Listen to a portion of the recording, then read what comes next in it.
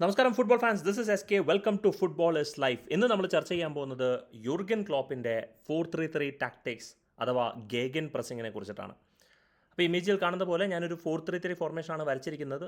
നമ്മൾ ബിൽഡപ്പിനെ കുറിച്ച് സംസാരിക്കും, മിഡ്ഫീൽഡിനെ കുറിച്ച് സംസാരിക്കും, അറ്റാക്കിനെ കുറിച്ച് സംസാരിക്കും. ആൻഡ് ഇവിടെയാണ് ഈ അറ്റാക്കിൻ്റെ കാര്യം പറയുമ്പോഴാണ് യൂർഗൻ ക്ലോപ്പിൻ്റെ ടാക്ടിക്സ് ഒരുപാട് മാറുന്നത്.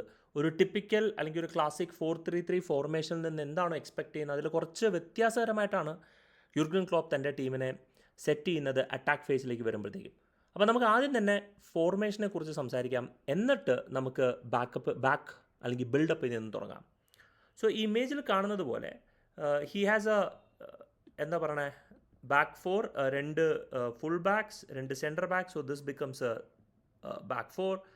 ദിസ് ബിക്കംസ് ഒരു മിഡ്ഫീൽഡ് ആൻഡ് ഈ പറയുന്ന 3 പേരാണ് ഇവിടെ ഫോർവേഡായിട്ട് കളിക്കുന്നത്. ഇതിനകത്ത് രസകരമായ ഒരു കാര്യം, എല്ലാവരുടെയും പേര് ഞാൻ എഴുതിയിട്ടുണ്ട് എക്സെപ്റ്റ് മിഡ്ഫീൽഡിലുള്ളവർ. കാരണം ഇവിടെ കുറച്ച് twigs and changes Jürgen Klopp ഇടയ്ക്ക് വരുത്തുന്നതുകൊണ്ടാണ് ഞാനിവിടെ പേരിടാത്തത്. പക്ഷേ ഇതിനകത്ത് 3 പേരുടെയും റോള് വളരെ ക്ലിയറാണ്. അതിൽ 2 പേര് ഹോൾഡിംഗ് മിഡ്ഫീൽഡേഴ്സും ഒരാൾ CDOയുമായിട്ടാണ് കളിക്കുന്നത്. അതായത് സെൻട്രൽ ഡിഫെൻസീവ് മിഡ്ഫീൽഡർ അല്ലെങ്കിൽ ഡിഫെൻസീവ് ഹോൾഡിംഗ് മിഡ്ഫീൽഡർ ആയിട്ടാണ് കളിക്കുന്നത്. ഈ ഹോൾഡിംഗ് മിഡ് എന്ന് ഞാൻ ഉദ്ദേശിക്കുന്നത്, ക്ലാരിഫൈ ചെയ്യാണ്, ഇവരുടെ റോൾ അറ്റാക്കിലല്ല. അതെന്താണെന്നുള്ളത് നമ്മൾ മിഡ്ഫീൽഡിലേക്കും അറ്റാക്കിനെയും കുറിച്ച് സംസാരിക്കുമ്പോൾ ഞാൻ വ്യക്തമാക്കുകയാണ്. So let's begin from the back. ഇമേജിൽ കാണുന്നത് പോലെ ടിപ്പിക്കലായിട്ട് ഒരു ബാക്ക് ബോൾ BVDക്ക് അല്ലെങ്കിൽ മാറ്റിപ്പിലേക്ക് പാസ് ചെയ്യുമ്പോഴത്തേക്കും ഒരു ട്രയാങ്കിൾ ഷേപ്പ് ഇവിടെ ഫോം ചെയ്യുകയാണ്. നൗ ടിപ്പിക്കലി മാനെ ഒരുപാട് ഡ്രോപ്പ് ഡൗൺ ചെയ്ത് ബിൽഡപ്പിലോ അല്ലെങ്കിൽ സാല ഒരുപാട് ഡ്രോപ്പ് ഡൗൺ ചെയ്ത് ബിൽഡപ്പിലോ ഇൻവോൾവ് ആവില്ല. They stay little high up in the pitch. And രസകരമായ ഒരു കാര്യം, ഇവരുടെ പൊസിഷനിങ് കുറച്ചും കൂടെ മിഡ്ഫീൽഡിലായിരിക്കും. വേറാസ് ജോട്ട ഓർ ഫെർമീന ഒന്നില്ലെങ്കിൽ ഡ്രോപ്പ് ഡൗൺ ചെയ്യും അല്ലെങ്കിൽ അഗ്രസീവായിട്ട് ഫ്രണ്ടിൽ നിൽക്കും. ഇപ്പോൾ തൽക്കാലത്തേക്ക് നമുക്ക് അവരുടെ ഡ്രോപ്പ് ഡൗൺ പൊസിഷനിൽ നിർത്താം.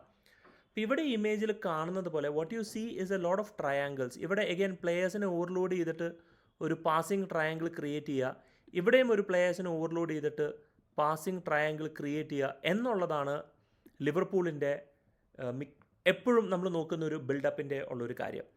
CDM പൊതുവേ ഗെയിമിൽ ബിൽഡപ്പിൽ ഇൻവോൾവ് ചെയ്യുന്ന കുറവാണ്. പക്ഷേ എന്നാലും ഇൻവോൾവ് ആവണമെന്നുണ്ടെങ്കിൽ തന്നെയും ദേ ഡെഫിനറ്റ്ലി ക്യാൻ ഗെറ്റ് ഇൻവോൾവ്. ഇവിടെ ഒരു പാസിംഗ് ലൈൻ ഓപ്ഷൻ എന്തെന്നാലും ക്രിയേറ്റ് ചെയ്യുന്നുണ്ട്.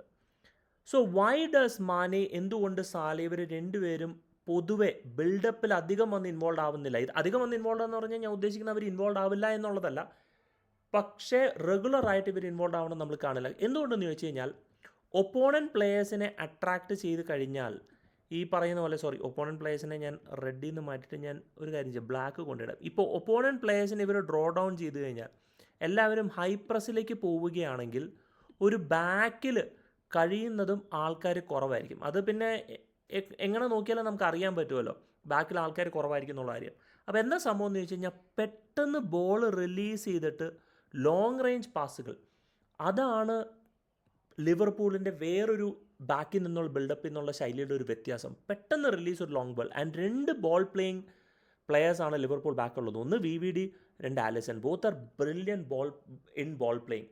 അപ്പോൾ പെട്ടെന്ന് റിലീസ് ചെയ്ത് കഴിഞ്ഞാൽ ഇവരെ എന്താ പറയണേ, ഇവർക്ക് ഈ പറയുന്ന ഡിഫൻസിനെ യൂട്ടിലൈസ് ചെയ്യുകയും ഈ പറയുന്ന കംപ്ലീറ്റ് ഏരിയ ഇവരുടെ പേസിൽ നിന്ന് യൂട്ടിലൈസ് ചെയ്ത് അറ്റാക്ക് ചെയ്യുക എന്നുള്ളതാണ് യൂർഗൻ ക്ലോപ്പിൻ്റെ ബാക്കിൽ നിന്ന് ബിൽഡപ്പ് ചെയ്യുന്നതിൻ്റെ ഫസ്റ്റ് അല്ലെങ്കിൽ മെയിൻ ഡിഫറൻസ്. പിന്നെ ഓഫ് കോഴ്സ് ഇവർ ഈ ബാക്കിൽ നിന്ന് ബിൽഡപ്പ് ചെയ്തിട്ട് മിഡ്ഫീൽഡിലേക്ക് ബോൾ കൊടുത്തു കഴിഞ്ഞ് ഈ മാനിക്ക് റിലീസ് ചെയ്തിട്ട് ബിൽഡപ്പ് ചെയ്യുന്ന ഒരു ടിപ്പിക്കൽ പ്രോസസ്സ് നമ്മൾ കാണാറുണ്ട്. പക്ഷേ മാനയും സാല അല്ലെങ്കിൽ ഫെർമിനോനെ ഏറ്റവും പെട്ടെന്ന് റിലീസ് ചെയ്യാനായിട്ട് ഇവർ ഒരുപാട് തവണ നോക്കും. Now let's look at how this changes when it comes to the midfield.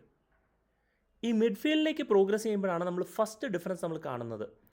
Of course Mane and Salah ഈ പറയുന്ന complete width of the pitch utilise ചെയ്തുകൊണ്ട് വി ഹാവ് ജോട്ട അല്ലെങ്കിൽ ഫെർമിനോ കുറച്ചൊരു ഫോൾസ് 9 പോലെ കളിക്കുന്നു. We have typically Robbo and Trent Alexander Arnold, ഈ പറയുന്ന full back കുറച്ചും കൂടെ very high up on the pitch. അപ്പോൾ ഇവരിൽ നിന്ന് ഏകദേശം ഇവരുടെ പാരലലി അല്ലെങ്കിൽ കുറച്ചും കൂടെ ക്ലോസ് ഡൗൺ ചെയ്ത് കളിക്കുന്നതാണ് ഈ 2 മിഡ്ഫീൽഡേഴ്സ്. സോ ഞാൻ പറഞ്ഞ പോലെ ഇവർ പൊതുവെ അറ്റാക്കിംഗ് മിഡ്ഫീൽഡേഴ്സ് ആയിട്ട് കളിക്കാറില്ല ഇൻ ദ ബിൽഡപ്പ്.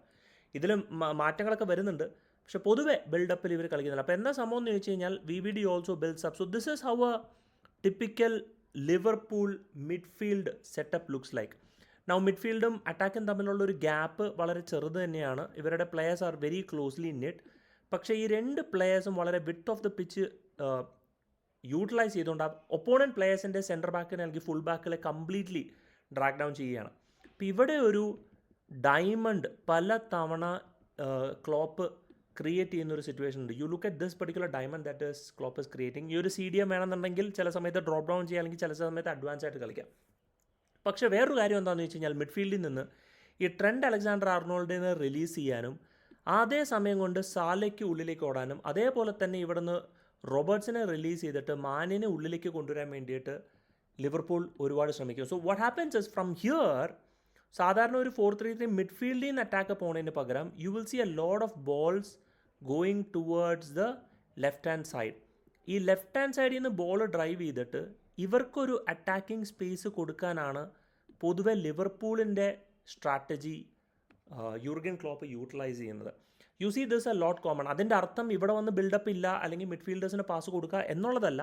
പക്ഷേ ലോഡ് ഓഫ് എഫേർട്ട് ശരിക്കും പറഞ്ഞാൽ ലിവർപൂളിൻ്റെ സൈഡിൽ is to release Robertson and Trent Alexander Arnold. Now നമുക്ക് ഇവരുടെ അറ്റാക്കിംഗ് തേർഡിലേക്ക് വരാം.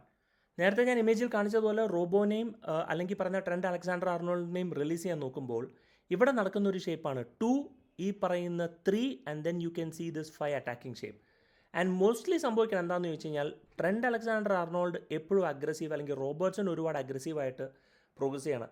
ചില സമയത്ത് you have Robertson dropping down a little bit, പക്ഷേ Trent Alexander Arnold is given a lot of freedom to attack.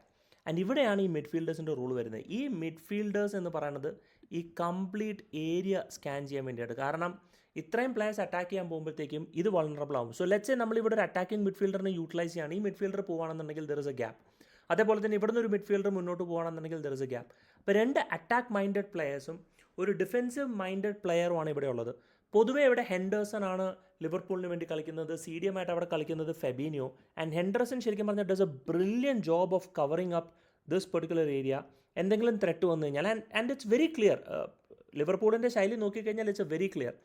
And ഒപ്പോണൻസിനെ പൊതുവെ കൺഫ്യൂസ് ചെയ്യാൻ എന്താ കുഴപ്പമെന്ന് ചോദിച്ചു കഴിഞ്ഞാൽ എപ്പോഴും ട്രെൻഡ് അലക്സാണ്ടർ ആർണോൾഡ് ആവണമെന്നില്ല. ഇവിടെ ചില സമയത്ത് സാല ഉള്ളിലേക്ക് പോയിട്ട് trend Alexander Arnold comes in and does A 1-2 touch passing, അല്ലെങ്കിൽ trend Alexander Arnold says വൈഡ്സ്.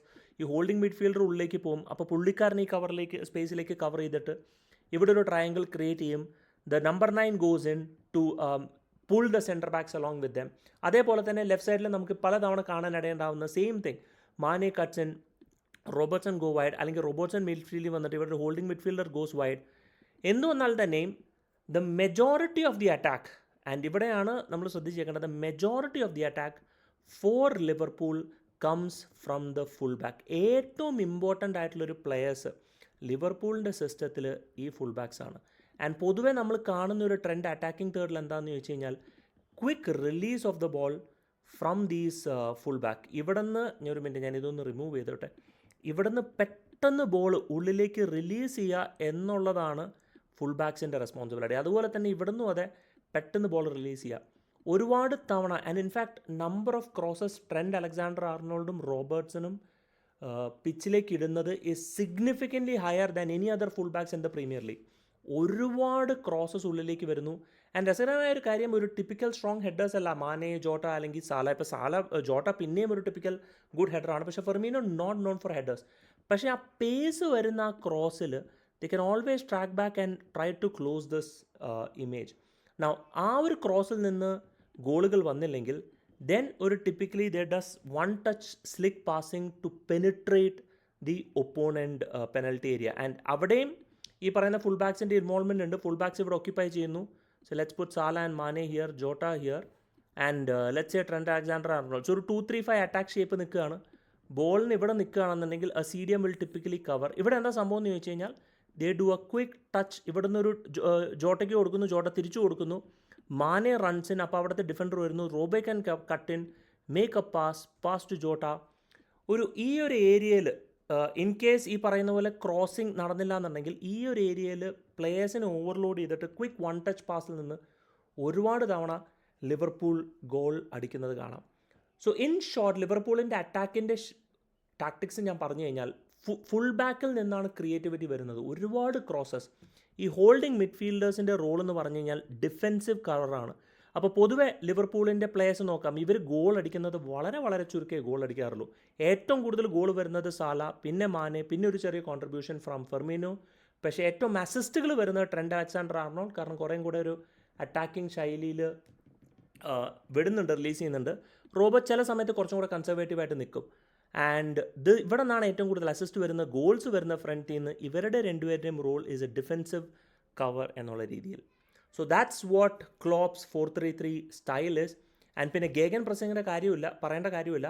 Ball നഷ്ടപ്പെട്ട് കഴിഞ്ഞാൽ ഒരു ഉറുമ്പും കൂടത്തിനെ പോലെ തന്നെ എല്ലാവരും കൂടി ഓടി വന്ന് പ്രഷർ എടുത്ത് ബോൾ തിരിച്ചെടുത്ത് പിന്നെ വീണ്ടും പഴയ പോലെ റീസൈക്കിൾ ചെയ്ത് കളിക്കാൻ തുടങ്ങിയാണ്. So that's what Jurgen Klopp's tactical analysis is. നിങ്ങൾക്ക് വീഡിയോ ഇഷ്ടപ്പെട്ടിട്ടുണ്ടെങ്കിൽ do let me know your thoughts and comments. Thank you so much for watching. This is SK മറക്കണ്ട, ഫുട്ബോൾ ഇസ് ലൈഫ്.